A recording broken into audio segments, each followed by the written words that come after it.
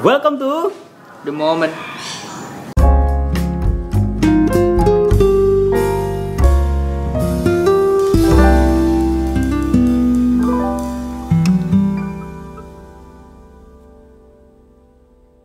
Ya, di video kali ini kita akan agak sedikit beda karena akan membahas masalah 7 gereja unik di Indonesia. Ya, yang pertama kita ada GKJ Karangjoso di Purworejo. Wah, nggak nyangka ya, ternyata di Purworejo menyimpan warisan sejarah berupa bangunan gereja Kristen Jawa atau GKJ. Jawa. Iya, bukan Jombang. Ya. Kalau GKJ Jombang ada. Ya. Beda lagi. Gereja ini tertua di Jawa. Gereja ini didirikan oleh Kiai Sadrak dengan ajaran campuran antara Kristen dan Kejawen atau kepercayaan tradisional Jawa. Kejawen tuh nggak kelihatan.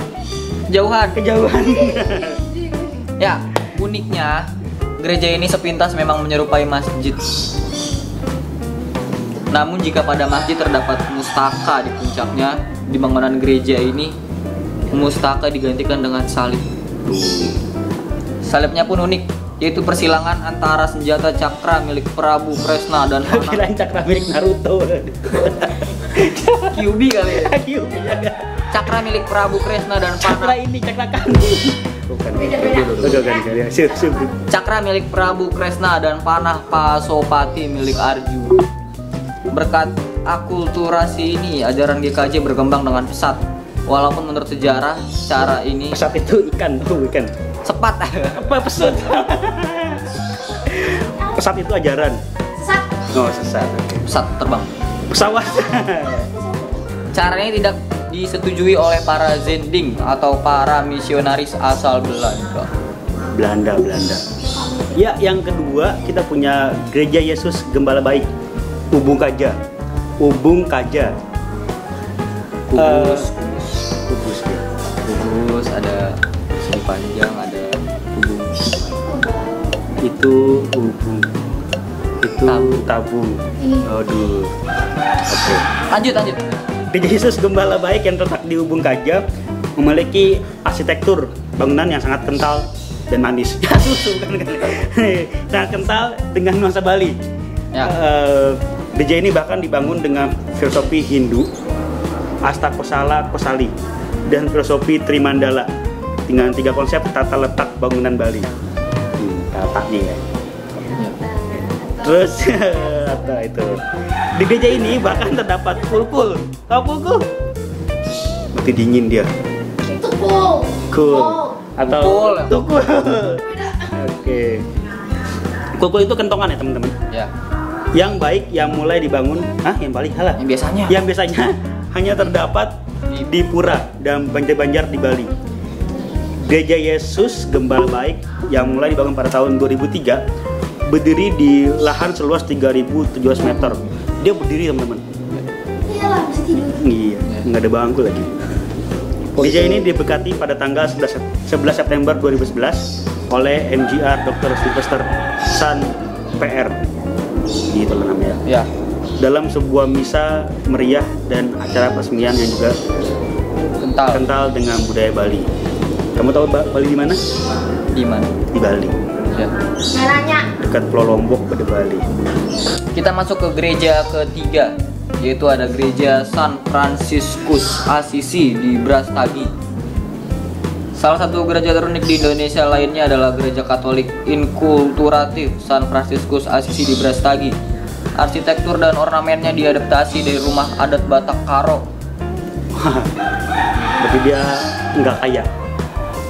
Miskin. Kere. Oke. Karo kere. Karo soto. Soto karo apa ada? Kari. Kari. Lanjut. Karo dengan dominasi warna hitam, putih, merah, dan merah. Selain dari arsitekturnya yang unik, gereja ini pun memiliki keunikan lain, yaitu adanya berbagai hewan peliharaan seperti ayam, angsa, anjing, beruang madu, buaya, muara. Buaya darat ada nggak? Gereja ini berlokasi di desa Sempajaya. Itu daerah Medan. Ya, Brastagi Medan. Sumatera Barat. Iya sih, Sumatera Barat. Utara. Iya, Sumatera Utara. Sumatera Utara. Itu dekat kampung saya. Ya, lanjut. Yang keempat, we got Anai Velangkani, gereja di Medan dengan sentuhan Hindu. Berarti dicolek. Sentuhan. Dicolek. Iya. Lanjut. Ya, gereja yang terletak di daerah Sumatera Utara Medan itu ternyata bisa mengecoh para turis atau para pelintas lah yang lewat situ kan. Para jemaat. Para jemaat. Ya dia nggak mungkin ketipu lah, kan dia jemaat situ. Oh iya. Iya, orang yang lewat gitu. Iya, ya betul. Iya kan. Karena unik. Atap ini tuh berundak gitu loh. Terus dengan warna dominan biru, sekilas mirip dengan bangunan kuil umat Hindu di India. Namun jika diperhatikan lebih seksama, di beberapa pucuk atap ada salib-salibnya gitu. Simbol salib. Ada simbol-simbol salib gitu. Ternyata setelah deketin ternyata gereja, bukan Hindu gitu. Bukan apa? Bukan kuil untuk umat Hindu gitu. Iya. Terus Karena potong aja dulu, potong. iya. Terus bangunan unik ini ternyata berfungsi sebagai gereja bagi jemaat umat Katolik keturunan Tamil India di Medan, serta dikenal sebagai gereja Anai Velangkani. Gereja dengan model seperti ini tidak hanya menjadi satu-satunya di kota Medan, tapi juga satu-satunya di Indonesia. Jadi ini gereja ini dengan nuansa agak ke Hindu-Indian gitu. Dia pertama di Medan, pertama di Sumatera, dan pertama di Indonesia. Yang pertama jadi itu. Tapi dia nggak pertama di hati saya. Iyalah, pasti yang pertama siapa? Lanjut ya. Siapa yang pertama, Gil? Tuhan Yesus doang pasti. Iya, Tuhan Yesus. Utamakan Tuhan. Yang kehidupan. Ya. Gereja dengan model seperti ini tidak hanya menjadi satu-satunya di Medan, tapi juga satunya di Indonesia. Dan ya udah ini, apa diulang lagi bacanya? Ya. Oke, terus. Ras menuturkan gereja yang dibangun pada 2001 itu didesain oleh seorang pastor bernama James Barataputra. Wah, jangan-jangan dia main di film Antv lagi. Yang dibantu oleh Mahabharata. Lanjut. Yang dibantu oleh ahli konstruksi bangunan Johannes Tarigan. Wah, ini ketua GP, ketua PA nih featuring nih dia. Aduh, nggak sabar ketua PA Kak Anes sama Kak Kevin Tarigan. Blending. Nggak usah. Lanjut. Ya, sekarang kita masuk gereja kelima. Mungkin gereja ini udah terkenal ya dan banyak didengar oleh seluruh rakyat Indonesia. Nama resminya cukup panjang, yaitu Gereja Santa Maria Pelindung Diangkat di Surga, atau yang biasa kita kenal dengan nama Gereja Katedral. Namanya Ya.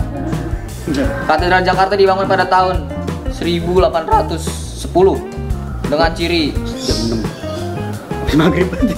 1610 dengan ciri arsitektur neogotik. Ini nih Ya, yang ketangkap kemarin. yang ketangkap Pancasila ya. Oke. Masa Pancasila nggak hafal? Sila kelima apa emang? Gotik. Keadilan sosial bagi seluruh rakyat Indonesia. Yoi. Lambangnya apa? Lanjut ya. Masa nggak hafal sih? Yakni suatu gaya arsitektur abad pertengahan Eropa. Gereja katedral yang kita kenal saat ini sebenarnya hasil renovasi, sebab gereja ini sempat mengalami 2 kali musibah, yaitu terbakar pada tahun 1826 dan sempat roboh pada tahun 1890. Ini kalau di gereja ini terkenal unik karena memang di depan katedral ini ada masjid. Ya. Masjid apa? Istiqlal. Istiqlal. Jadi kalau umat teman-teman kita yang Muslim lagi Idul Fitri, Ya. yang parkiran katedral dibuat parkiran mobil. Ntar kalau yang umat Kristen lagi sedang Natal, parkiran mobilnya di Ya. Istiqlal. Saling melengkapi lah. Jadi saling bantu. Saling. Toleransi antar umat beragamnya bagus. Yang keenam kita punya Gereja Merah Kediri. Kediri itu ini. Itu berdiri dulu. Ya. Kediri itu yang buat ini, Jambang. Kemiri. Iya. Kemiri. Sini dong. Kemari ya. Kemiri itu berarti dia nggak ke kanan, ke kiri. Ke kiri. Lanjut. Ada lagi tuh, goyang ke diri, ya nona manis. Lanjut. Ya, siapa sangka kota yang terletak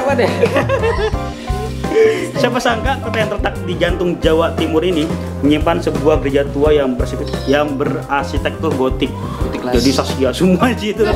Saskia. Mata Saskia. Enggak. Gereja bernama asli GTB Immanuel ini didirikan pada tahun 1904. Wow, jam 7 sudah bangun. Bangun, telat. Iya. Pada awalnya berwarna putih gading. Setelah bangunan ini dicat merah pada tahun 2005 silam. Jahit. Itu sulam. Sulam yo. Kameramennya pinter nih. Pinter ya. Sulam yo. Silam. Salam. Salim. dapat 2. Barulah gereja ini mendapat julukan gereja merah. Uniknya gereja ini menyimpan Injil berbahasa Belanda 1867. Keren. Keren. Jadi di situ ada bahasa Belandanya kalau gereja. Masa sih? Kita masuk ke gereja ke-7, yaitu gereja Santa Maria de Fatima. Ada tuh Fatima, janda muda lagi di mana? Ya. Umur. Jika kebanyakan gereja memiliki arsitektur khas Eropa, maka gereja Santa Maria de Fatima atau gereja Toasebio ini pemeran Indro Warkopribon. Torasudiro. Makan saya ya. Memiliki arsitektur khas Tionghoa. Awalnya gereja ini merupakan rumah seorang Tionghoa.